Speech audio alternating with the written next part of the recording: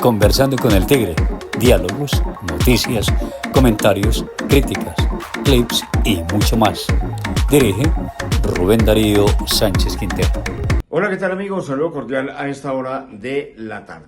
3 leyes de su autoría hacen parte del balance de gestión del senador caldense Guido Echeverri Piedrahítas durante la legislatura en el Senado de la República que terminó recientemente. Una de ellas tiene que ver con la ley de transferencias de los recursos del Sistema General de Participaciones para las regiones. La otra tiene que ver con la ley Armero 40 años, cuando se cumple en noviembre los 40 años de esta tragedia que enlutó más de 25.000 familias. Y la tercera tiene que ver con la ley Moneda para los veteranos, reconocimiento a los veteranos de guerra y de tantos años en el conflicto en Colombia con esta ley. Es una ley más que todo simbólica. De igual manera, luego de este diálogo, de esta conversación, posteriormente le estaremos presentando otro diálogo con el senador Guido Echeverri sobre los proyectos que irá a presentar en la legislatura próxima que comienza el próximo 20 de julio, durante el próximo año. Entre ellos uno muy importante que es tema de discusión hoy en día en Colombia y más en esta región cuando estamos próximos a una nueva concesión de autopistas del café que tiene que ver con los peajes, tema que nos tienen sitiados en el país con peajes y que habrá de tratarse en el Senado con la autoría del senador Guido Echeverri Piedrahítas. Escuchemos. Bueno, en cumplimiento de una de las funciones que tiene el Congreso y particularmente en mi caso como congresista, he presentado 3 proyectos de ley que ya son ley.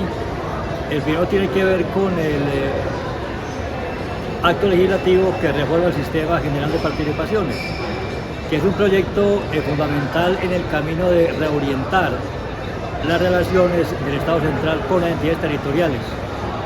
Este proyecto significa que a partir de su vigencia se incrementarán los recursos provenientes de la nación para las entidades territoriales, es decir, para municipios y departamentos. Quedamos únicamente pendientes de la presentación del proyecto de ley que desarrolle este acto legislativo y que es el que tendrá que ver con la definición de las competencias que se transfiere a las entidades territoriales como consecuencia del adelgazamiento del Estado central y del mayor volumen de recursos que le gira a las entidades territoriales. Expliquemos un poquito los porcentajes de cuánto es ahora y cuánto quedará finalmente esas transferencias. Bueno, la Constitución del año 1991, que tuvo un acento descentralista, estableció que del total de ingresos que recibe la nación, exceptuados obviamente los créditos, se transferirían a las entidades territoriales el 49.5%.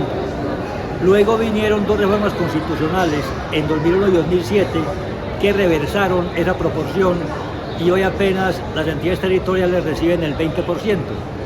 Lo que pretendemos con este proyecto de acto legislativo y con esta ley es que a partir de su vigencia las entidades territoriales reciban en un plazo mayor a 10 años mínimo el 39.5% de los ingresos corrientes de la nación. No obstante, esta ley ya aprobada está sujeta también a un proyecto de ley que sería la ley de competencias para mirar cómo se va a ejecutar esos recursos que más que van a llegar a los municipios. ¿Cómo va ese tema? Exactamente, una vez que aprobó el proyecto de acto legislativo o proyecto de reforma constitucional, queda pendiente la ley de competencias que el mismo acto legislativo ordena que se presente por parte del gobierno. Esa ley de competencias establecerá las obligaciones, las responsabilidades que tendrán las entidades territoriales, municipios y departamentos a partir de una mayor transferencia de los recursos del situado fiscal o mejor de los ingresos corrientes de la nación.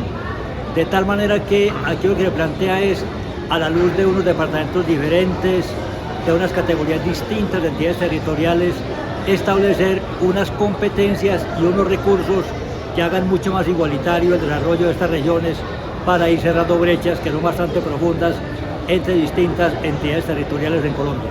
Finalmente, sobre esta ley, senador, una pregunta que se le han hecho a usted mucho, que se ha planteado mucho, y es que hizo parte de la discusión del debate en el sentido de que, es decir, Algunos defendían que se quedaran los recursos en Bogotá y otros decían que por qué no trasladarlos la corrupción en Bogotá o la corrupción en las regiones. ¿Cómo se subsana eso? Bueno, no hay que negar que en Colombia existen altísimos niveles de corrupción en el nivel central. Existe sin duda corrupción también en las entidades territoriales. Pero yo creo que estando la comunidad más cerca a la autoridad departamental o municipal, esa comunidad puede, además de los controles normales que se ejercen en Colombia, vigilar de manera mucho más efectiva la forma como se invierten esos recursos. Uno pensaría que esa cercanía de la comunidad con los niveles de gobierno territoriales harían posible una vigilancia más efectiva y más precisa de la inversión de los recursos a partir no solo de la definición de las obras que se harían, sino de la ejecución y la eficiencia con que se haría esa ejecución en esos proyectos y en esas obras. Bueno, senador, otro de las leyes logradas por usted es la ley Armero 40 años. ¿Qué va a pasar precisamente cuando se cumplan los 40 años de la avalancha Armero en noviembre 25? ¿Qué trae esta ley? Bueno, hemos utilizado, Rubén Darío, un poco la excusa de los 40 años de la ocurrencia de esta tragedia por allá en el año de 1985, en noviembre. Esta tragedia que enlutó a muchísimas familias colombianas, particularmente del Tolima y de Caldas, nos dejó más de 28.000 muertos, de acuerdo con los datos que nos han presentado. Sin embargo, no obstante ser una tragedia de tan grandes dimensiones, estos territorios fueron olvidados por el gobierno, por el Estado, por las entidades territoriales mismas. Hoy en día ese territorio está ausente de la mano del gobierno y del Estado. Ese territorio vive una vida marginal, un territorio abandonado. No se concibe que una tragedia de tantas dimensiones haya hecho que unos territorios flagelados por la tragedia hayan quedado en la total marginalidad, en el total olvido. Lo que pretende el proyecto de ley es consecuente con normas que ya existen y que fueron impulsadas por la propia comunidad afectada. Establezca Armero, Villa María y Chinchiná, zonas afectadas, el patrimonio histórico, cultural y ambiental de Colombia. Convertidos esos territorios en patrimonio cultural, histórico y ambiental, el Estado tiene la obligación de proveer más soluciones, más servicios, más desarrollo a estos territorios, en el entendido de que tendrá que afianzarse, por ejemplo, actividades turísticas, ambientales, ya se ha dicho, educativas, científicas, que propendan por la incorporación de estos territorios a un desarrollo mucho más consecuente, con esa particularidad de haber sido un territorio afectado dramáticamente por un hecho tan trágico como ese que ocurrió en noviembre del año 1985. Senador Guido, ¿y de qué manera esta ley podría contribuir a mejorar las condiciones que después de 40 años no nos coja otro fenómeno del Nevado del Ruiz sin estar preparados? Mire, uno de los elementos que trae el proyecto de ley es la obligación por parte del gobierno nacional y las entidades territoriales de consolidar una seria política de gestión de riesgo. Lastimosamente, este episodio trágico de hace 40 años se pudo evitar. Hubo alertas, hubo llamados de atención, sin embargo, no tuvimos la previsión ni la responsabilidad de tomar en cuenta esas previsiones ciertas para haber evitado una tragedia que se puede evitar. Es increíble que hoy, por ejemplo, estemos en las mismas circunstancias. Lo que ha ocurrido, por ejemplo, en Granizal, en esa vereda del municipio de Bello, del Valle de la Burrada de Antioquia, haya ocurrido cuando debieron existir previsiones, alertas tempranas que pudieron haber evitado esa tragedia que hoy nos dice que ya más de 25 muertos y siguen apareciendo muertos y hay muchos desaparecidos. De tal manera que lo que pretende este proyecto de ley fundamentalmente es obligar al gobierno a que estructure un verdadero sistema de gestión de riesgo que vaya más allá de esa oficina que tenemos hoy en Bogotá y que obviamente nos deja muy malos recuerdos como consecuencia de estos escándalos que han venido ocurriendo. El país sufrió un gran invierno hoy. Hay municipios muy afectados, el departamento hoy está en los llanos, digamos, sin vía de comunicación con Bogotá. En el departamento de Caldas tenemos que Supía fue un municipio muy azotado por el invierno pasado y no obstante eso nadie ha acudido a resolver los problemas que plantea ese riachuelo en Supía. Pero lo que queremos es que ese esa oficina de gestión de riesgo primero se descentralice, quede en manos de las entidades territoriales y sea mucho más eficiente en el manejo, no solamente la previsión de estas tragedias, sino en su administración y conjuración cuando se presenten.